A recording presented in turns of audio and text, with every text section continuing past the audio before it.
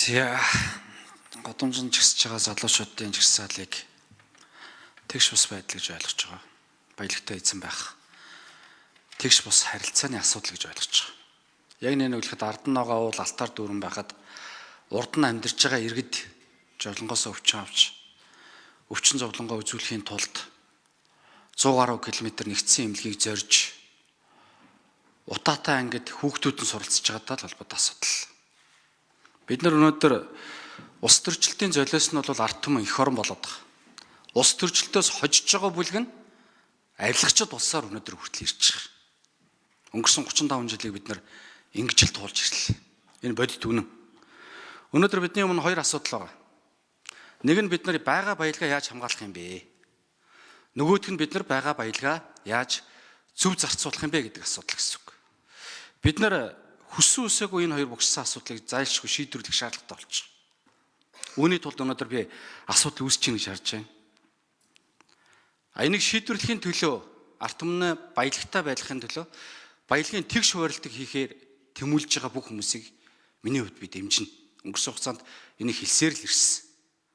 Өнөөдөр Африкийг бид нар муу мухаар нь хэлдэг. Зааны ясын эрг Кот д'Ивуар гэдэг улсад би 22 онд очиж ирсэн. Алмаз илэрснээсээ болоод баялагын тэгш бус хуваарлтаас болоод авилгачтан дээрийг авснаас болоод тэр улс ядуурсан. Ийм улс орны араас очихын тулд манай Монгол улс явж байгаа гэж би итгэж байгаа. Энийг бид нар ард түмэндээ маш сайн ойлгох ёстой. Нөгөө талдаа бид нар онтрыг асуудал одоо сая маш олон гишүүд хөндөж байна. Хоёудлогын бүлэг орд. Толгой бүкс хоёрын тасалдсан. Өнөөдөр Канад бид нар өнөөдөр энэ засгийн газар байх уугүй гэдэг асуудал, ерөнхий сайдын ихтгэл үзүүлэх уугүй гэдэг асуудал ярьж хахад Торонтогийн хөрөнгийн бирж дээр 475 сая канад доллар болчихсон явж байна. Энэ 1.2 их 80-ийн асуудал. Монгол улс 3.5 сая хүнтэй айл өрхөд хуваавал 986 мянган айл өрх баг. Айл өрх болгонд нь хуваагаад үсэх юм бол нэг айлд хамгийн багадаа 1.2 сая төгрөг ноогдох хэмжээний орлоготой холбоотой асуудлыг бид нар хөндөж байгаа. Гашуун сухад, ганц мод, шивээ өрнсхээ, ханг мантал 40 сая тонн үрс экспортлох асуудлыг бид нар өнөөдөр хөндөж ярих ёстой. Энэ эдийн засгийн сайжруулах асуудал байхгүй. 40 сая тонн үрс гэдэг бол өнөөдөр хамгийн багадаа 14.4 их 80 төгрөг. Айл өрх болгоноор тооцох юм бол 14.6 сая төгрөг ноогдох хэмжээний их мөнгөний асуудал энд яригдчихэж байгаа. Гэхдээ өөрийнх нь бизнес зогсчих гээд байгаа учраас магадгүй өөрт нь орж байгаа мөнгө хоосорчих гээд байгаа учраас ард түмний талд биш авилгачдынхаа талд явж байгаа хүмүүс байгааг би үсэхгүй. Үүний эсрэг бий зогсоосоо гэж парламентын гишүүдээс би хүсэж байгаа. Арслан нам одоо юундаа гомдоод байгаа юм? Ардын нам нь юундаа ихэрхэд байгаа юм? Өнөөдөр та нар ард түмний төлөөлөл болоод сонгуул хийгээд орж ирсэн юм байна үст. Ард түмнээ сайн сайхан амьдруулъя гэж хэлээд өнөөдөр энэ танхим сууж байгаа шүү дээ. Тэгээ нэг л их гомдсон ихэрсэн хүмүүс ард түмнийхээ амьдралын төлөө бүгдээрээ тангараг өргөөд үндсэн хуулиар баялагын тэгш хуваарлтыг хийж өгнө гэж хэлээд өнөөдөр бид нэр тангараг өргөж энэ нэг танхим сууж байгаа нь үнэн биз дээ. Аж ахуйн нэгжүүд чи хэцүү шүү дээ. Татварын реформ хийхгүй мүү? Нийгмийн даатгалын шимтгэл, нийгмийн даатгалын реформ хийхгүй мүү? Данхаас нь төрөө 1 минут авчдаг. 1 минут нэмж өгье. Энэ данхаас нь төрийг байхгүй болгохтой холбоотой асуудлууд энэ төсвийн их асуудлуудаа бид нар нэгдэлтэн гаргаж шийдэхгүй юм. Энэ баялагтай эзэн ард түмнийг бий болгохын төлөө бүгдээрээ санал нэгтэйгээр өнөөдөр саналаа өгөхгүй юм. 35 жилийн хугацаанд бид нар улс төрчлөө шүү дээ. Бие биенийхээ эд хөрөнгийг харж гайхаж бишрэдлээ шүү дээ. Одоо хангалттай юм шүү. Сайдын суудлаар ард түмнийхээ эрх ашигаа наймаалцдаг энэ хэлбэрээ одоо болохгүй юм. Улсын хурлын гишүүд шинээр сонгогдсон 81 гишүүн байна. Би 81 гишүүнийг ард түмнийхээ талд байгаасаа гэж би хүсэж байгаа. Нэр өглөгт. Баялагтай эзэн Монгол гэдэг энэ ураг Монгол улсын ерөнхийлөгчийн сонгуульд Монгол ардын нам гаргаж ирсэн шүү дээ. Энийгээ бид нар үргэлжлүүлээд хийх ёстой гэж харж байгаа. Ерөнхий сайд татварын реформ, нийгмийн даатгалын реформ, дангаасан төрийн асуудал, баялагтай эзэн Монголын асуудлыг үргэлжлүүлнэ үсттэй гэдгийг би ерөнхий сайдаас өөрийнх нь амнаас сонсох. Ерөнхий сайд Оюун Эрдэнэ хариулъя. Микрофон өгье.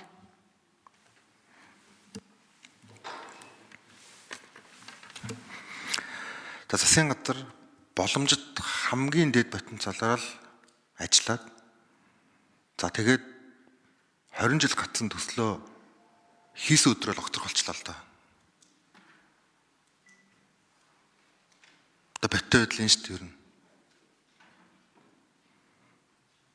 Бөө юм болж орооногийн ард гараад бөө юм болж гашуун сухад ганц модоо хийгээл за тэгээд л одоо огторх асуудал яригдчих зүгээр том агуулгаар. За мэдээж одоо шалтгаанууд зөндөө байна ойлгож байна. За зарим асуудал маань одоо тэгээд баг хамтраад хийх ёстой зүйлүүд чинь баг хийгдсэн шүү дээ гэж байгаа.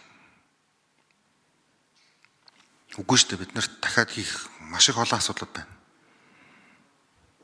Харамсалтай санагдаж байна. Зарим хүмүүс хэлж байгаа. 27 онд нэр дэвшигт нас ч өрөхгүй шүү дээ. Тэгэл наад ажиллаа өгсөн зөв штэ гэж байгаа. За том их ашиг улс төр талаас зүг баг. Ийм бас дунд нь одоо насны гэп гараад байгааг би ойлгож байгаа.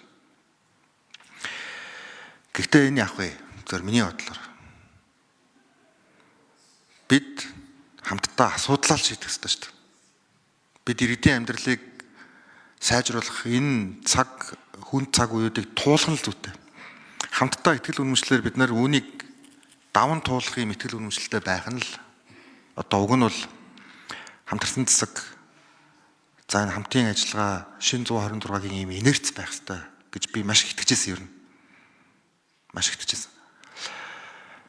Шинээр орж ирсэн залуучуудаа би бас маш их одоо итгэжсэн. Яг энэ дээр илүү их тийм бодлогын дэмжлэг үзүүлэх болов шинжлэгдээд явж байгаа зүйлүүдийн эрэг талыг олж харах болов гэдэг ийм итгэл үнэмшил надад бол байсан. Харамсалтай нь яг энэ шинэ урсгалтайгаа баг мөргөлдөж байна. Тэгээд цагийн зүг нилээдгүй хугацаагаар хэдүүлээ хойшлуулах зүйлийн өгөөшт орчлоо хамтдаа. Энийг цаг хугацаанд батлна. Цаг хугацааны дараа явах бүх үйл явдлууд батлна. Нилээн дэвшилтэж явж байсан Монголын улс төрийн нөхцөл байдал өөр тишээ явах тал руу орчлоо. Жагсаалт дахиж хязгаарч ингэж орохгүй. Жагсаалтад буцаад хуучин ахмад туршлагатай улс төрчид орж ирэх болчлоо. Хинээс бол биднээс өөрсдөөс мал болчлоо. Өөрсдөөс мал болчлоо. Бид энтэйгээ барьцах гэж байгаад магадгүй улс төрийн цаг хугацааг 12 жил хойшлуулах хэмжээний эрсдэл рүү ирчихлээ. Тийм учраас бид нар дорол дүгнэлт хийх ёстой. Энэ ганц Оюун Эрдэнэний асуудал биш. Энд байгаа одоо хүмүүсийн асуудал биш. Энэ бол бүхэлд нь нийгмийн инерцийн асуудал юм аа. Харамсалтай дөндөө тайлбарлах гэж чадсангүй. Итгэдэггүй юм байна. Тэгээ албан тушаал гэдэг чинь юм төвхтэй байд юм байна. Атархал гэдэг ядаргаатай юм байна. Энэ судал дээр сууж байгаа нь тийм муу харагдаад байд юм байна. Бид энийг ойлгож байгаа. Тийм учраас бид нар өнөөдөр бас энийг нэг тийм дүгнэлт хийгээд авчихсан зүйтэй байх. За манай намынхны хувьд ч гэсэн бас л одоо том дүгнэлт хийх л ёстой юм зүйл болж байгаа юм да. Ер нь бол тэнийг хэдүүлээ бас дорнол ярих зүйтэй байх.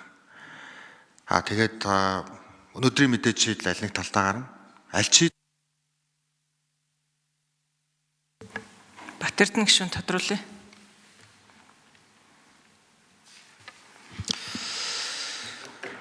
Орлогоо нотол гэдэг асуудал бол зөвхөн ерөнхий сайд дээр учирч байгаа асуудал биш шүү дээ.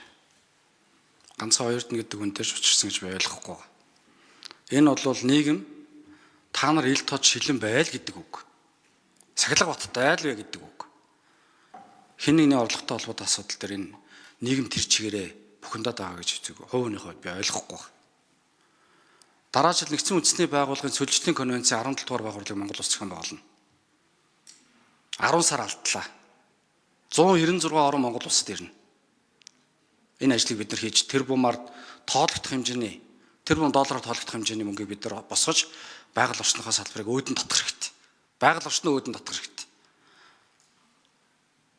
Өнөөдөр бид нар энэ баялагтай эзэн гэдэг энэ урай лооцсон Монгол ардын намаас эхэлсэн шүү. Эндээ тууштай байх хэрэгтэй. Энэ дээр ерөнхий сайдыг тууштай байгаасаа гэж хүсэж байгаа. Арслан намынхан гар нь